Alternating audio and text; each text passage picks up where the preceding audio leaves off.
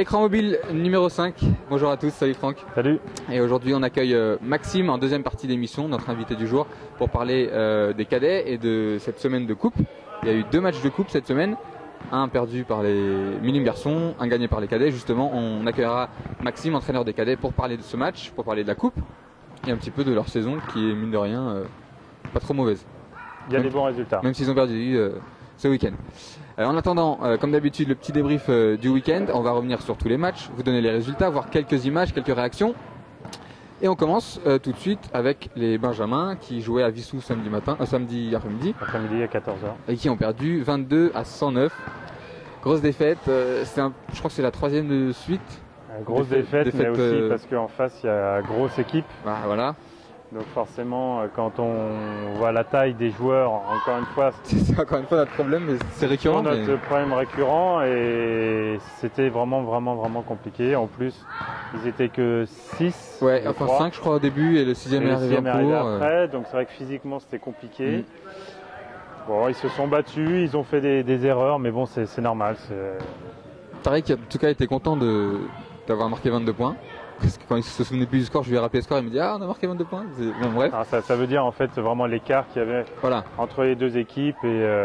Grosse défense aussi de la part d'Evry, tout terrain pendant tout le match. C'est ça. C'était très dur physiquement pour eux. D'ailleurs, le public a hué l'équipe et l'entraîneur d'Evry parce que à partir d'un certain moment, je pense que tu peux laisser l'équipe d'en face jouer quand tu as 60 ou 70 points d'écart, tu peux quand même... Pour le défendre, c'est la défense qu'il a utilisée lui, le respect de l'adversaire, on veut pas on veut pas leur montrer qu'on est plus fort qu'eux et s'abaisser, voilà. Donc c'est tout à son honneur. Hein. Bon, oui, les deux points de vue se défendent, c'est vraiment... Enfin, quand on est côté Vissou, on aura bien vu qu'il arrête un petit peu sa défense. Évidemment, le public était quand même présent, il y a eu... oui, il y a eu du monde, on a essayé de les booster un petit peu et puis... Bon, je pense que ça fait toujours plaisir d'avoir du monde dans les gradins. Voilà, qu'on gagne ou qu'on perde. On écoute Tariq qui nous parle de ce match. Il y a du mieux dans le sens où il y a une volonté d'aller vers l'avant. Ils l'ont vraiment comprise, cette volonté. Seulement, on s'est un petit peu trompé dans la manière de le faire. C'est-à-dire que, et je leur ai dit de changer quand même, de passer en dribble, puisqu'ils sont grands et moins rapides. Nous, on s'est dribblé. Passer les joueurs en dribble, avancer, il y a une solution devant, je passe la balle et nous on est resté pendant quasiment 3/4 temps sur des longues passes de 15-20 mètres avec les difficultés qu'on a connues du coup voilà des interceptions et des contre-attaques. Je le redis, on est dans une poule vraiment avec des grands, avec des deuxième années, avec de l'expérience, avec des coachs en plus qui ne lâchent rien, c'est-à-dire que contre Evry, grand, rapide, avec du basket. Ils sont 4 à l'entraînement derrière, j'en ai encore 4 ce soir.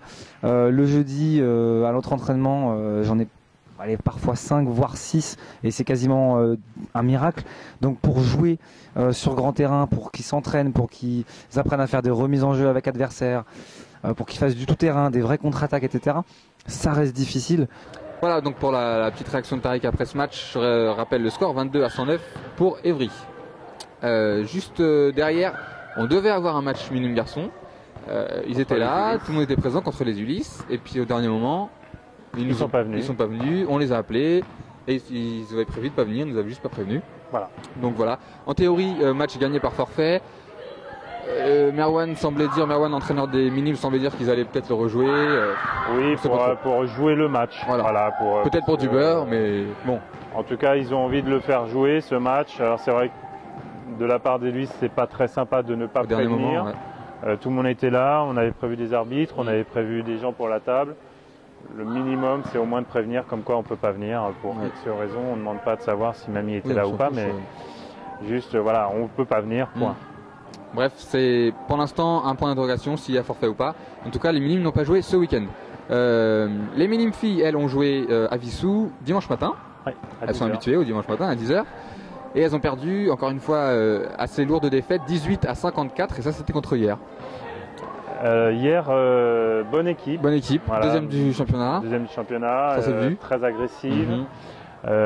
Pareil, des filles assez, je dirais pas techniques, mais voilà, qui s'est joué au basket. Voilà, on voit qu'elles ont du basket. Voilà, même si elles ne sont pas hyper techniques, elles ont du basket. Ça fait la différence. Le seul bémol, c'est que en face, ils ont joué en zone, ce qui est normalement interdit à ce niveau-là. On n'est pas sûr. En tout cas, l'entraîneur Bruno a dit qu'effectivement c'était... C'est ce qu'on croit, moi je sais pas mais... C'était interdit. Ouais. Donc c'est dommage parce qu'effectivement, pour le basket et pour ces jeunes filles, c'est quand même plus intéressant de travailler en défense indive. Au moins là, travail du basket, la défense de zone. C'est un peu ma vision, c'est un peu une défense, je dirais pas de feignant, mais presque, ouais. C'est vraiment pour dire, allez, on fait béton et on attend qu'ils ratent leur panier. Quoi. Donc c'est pas très intéressant. C'était quand même un bon moyen pour elles de découvrir autre chose, même si c'était pas super intéressant. Elles ont pu jouer autrement, quoi. Voilà. Bah, moi, je trouve que les filles de Vissou se sont battues jusqu'au bout. Elles ont essayé de faire les choses, comme les 2 matchs qu'elles ont fait auparavant. Donc, avec la banane, tout le temps. Il y a toujours le sourire, toujours en train d'essayer d'essayer de faire ce qu'elles savent faire. Et je trouve que c'est agréable. Il y a des gens dans le public qui étaient contents. Encore beaucoup de monde pour leur deuxième match au Bûcheron. Pour leur deuxième match à Vissou. Et bon, bah, effectivement, le score est lourd, mais il faut persévérer, il faut continuer à jouer. En tout cas, on est derrière elles. Oui, tout à fait. Et on les écoute, elles nous parlent de ce match-là. Il y avait des techniques différentes qu'on n'avait jamais vues, donc ça nous faisait bizarre. Et puis, bah, on a réussi au deuxième carton à essayer de les arrêter. Ils avaient un jeu plus compliqué que le nôtre, et alors que on n'était pas habitués comparé à l'entraînement. Ouais, c'était très agressif. Ils se mettaient à 2 sur nous en défense, alors que nous on se mettait à 1 et voilà, ça nous a bouleversés, on va dire. Il faudrait juste qu'on soit un peu plus agressif, mais on est sinon gentil avec les adversaires. Oui. On est toujours aussi stressé surtout quand on est sur le banc de touche, on regarde les autres en disant mince, on aurait dû faire ci, on aurait dû faire ça, et donc ça nous aide beaucoup au niveau des fautes, pareil, pour voir ce qu'on pourrait changer. Et voilà, bon, on juge pas les autres, mais voilà quoi, on regarde les défauts, on en discute. C'est vrai que Bruno il fait des commentaires sur le banc de touche qui nous aident beaucoup. Donc, Voilà pour les filles sur ce match. Maintenant on passe au match qui avait lieu. Ça c'était dimanche après-midi. Dimanche à 14h. Juste à 14h. Les Seniors 2 à Mency. Et vous gagnez les Seniors 2 57-65 en l'absence du coach. En l'absence du coach, en l'absence de beaucoup de joueurs de la 2, entre les blessures et puis ceux qui ne peuvent pas pour des raisons personnelles. On a failli être forfait parce qu'effectivement on s'est retrouvé à 3 joueurs. On a failli faire une les Ulysse. On a failli faire une les Ulysse. En plus de la neige où on ne savait pas trop si on avait la possibilité d'aller à Mency. Bon, avec des coups de fil, on a réussi à récupérer 3 joueurs qui sont venus aider. Alors effectivement c'est les joueurs de la 1 mais qu'on ne voit jamais à l'entraînement. Ça a été composé de JP qui ne s'entraîne plus depuis le mois d'octobre. Si vous vous rappelez de JP, tant mieux. Loulou qui n'est pas là depuis mi-décembre, donc ça fait quand même plus d'1 mois et demi qu'il ne s'entraîne plus. Et enfin Louison qui était le seul joueur de la 1 qui est plutôt là, là souvent et qui joue tout le temps avec la 1.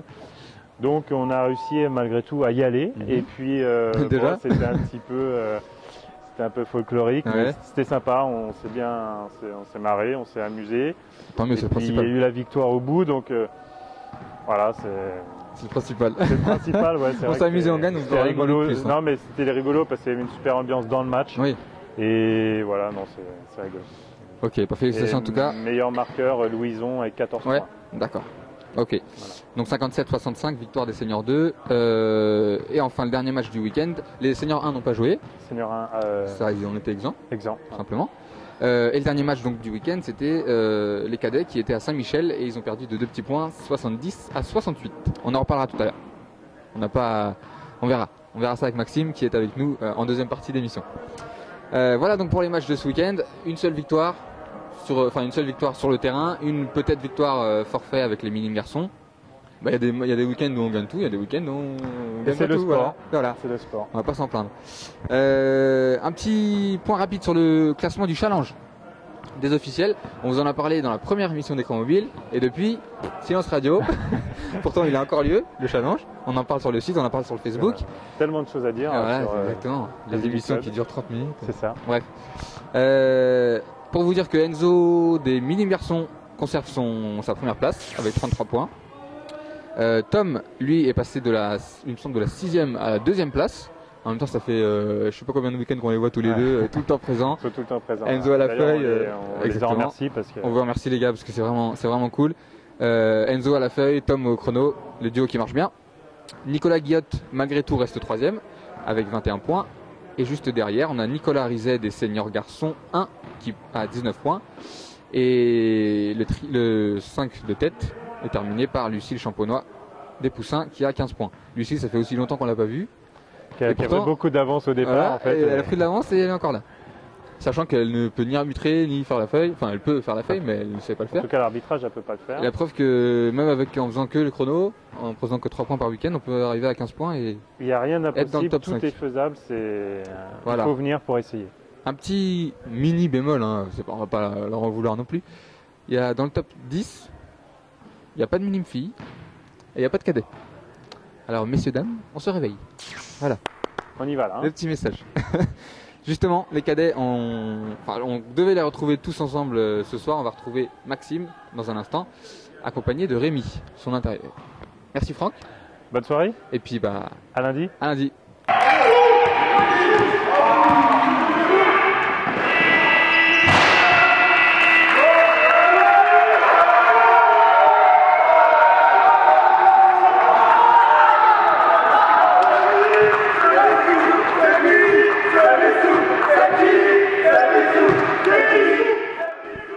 Ils sont contents les cadets, ça c'était mardi dernier en 8e de finale de Coupe de l'Essonne à Mency. Les cadets ont remporté ce 8e de finale 48-64, on est de retour sur le plateau d'écran mobile.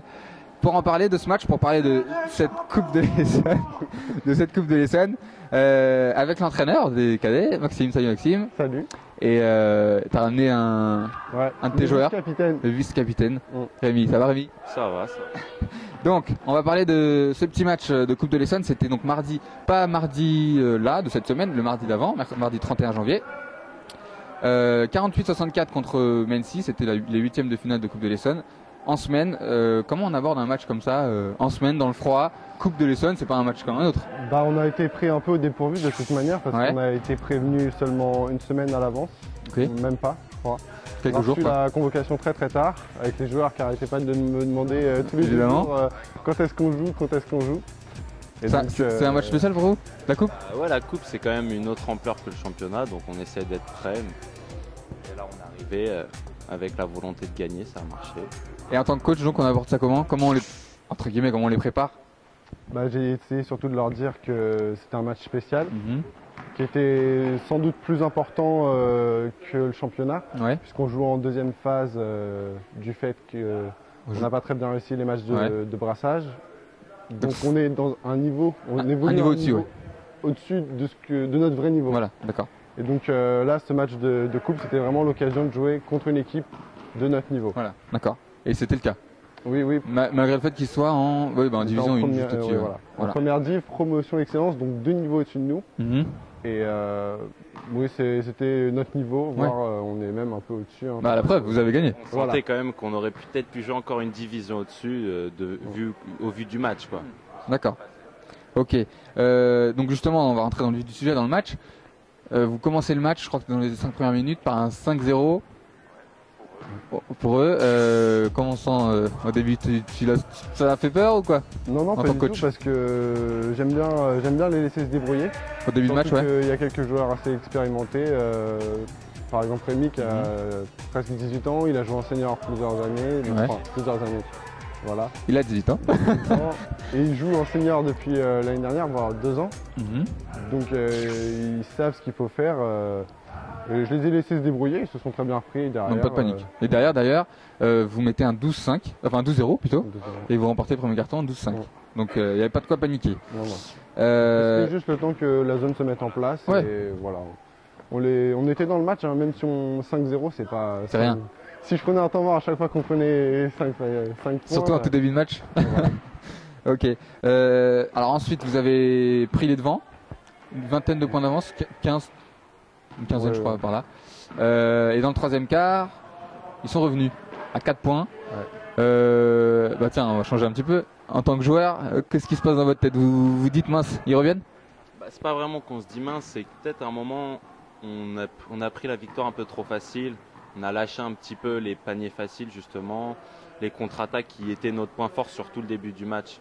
On a un petit peu ralenti sur ça.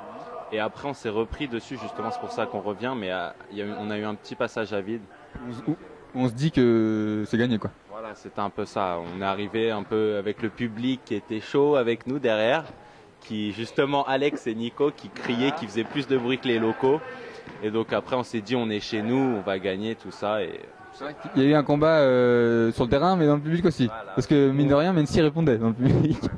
Et en tant que coach donc ce retour de 4 points non, même chose qu'au début de match, je leur fais confiance. Non, je crois que j'ai quand même pris un temps mort à ce moment-là pour un peu leur donner des pistes pour qu'ils puissent savoir ce qu'ils ont à faire et ils exécutent bien les consignes. Et d'ailleurs, vous avez vite recreusé l'écart, il me semble, juste après, au 4e quart-temps, c'était assez rapide.